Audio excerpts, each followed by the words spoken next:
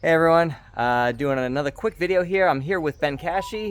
You saw him in a previous video where we did resecured a service entrance cable. So he's here today replacing this ancient light fixture from 1967, putting a new fixture up, but the house was sided back in 1982.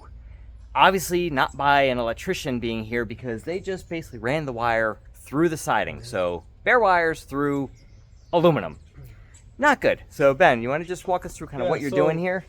You know, most fixtures like a fluorescent at home, you can use direct wiring such as this where there's no box, because a fluorescent cavity is what is listed that we could just do a junction.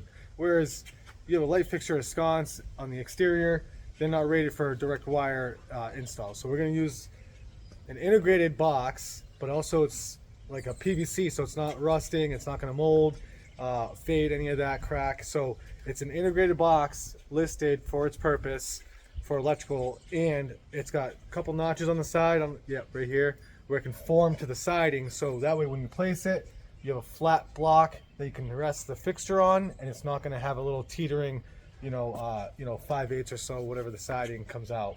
So it's not going to have that slant. So we're just going to protect it. Also with this conductor coming through, there was open conductors.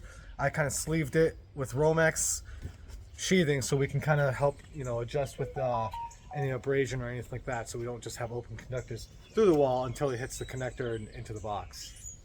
Yeah. Excellent. All right, well, thanks for, as I say, sometimes you got to know your limits. This is one thing I wanted to make sure this was done right, to code. I figured it was going to be something like this. I didn't want to mess with that. I wanted it done correctly. So Ben's here to do that, and definitely thank you so much. Right. And as always, hit that subscribe button. Check out Ben if you have any work in the Connecticut area that you need done. He's really good. Yep. And till the next video, see you later. Thank you.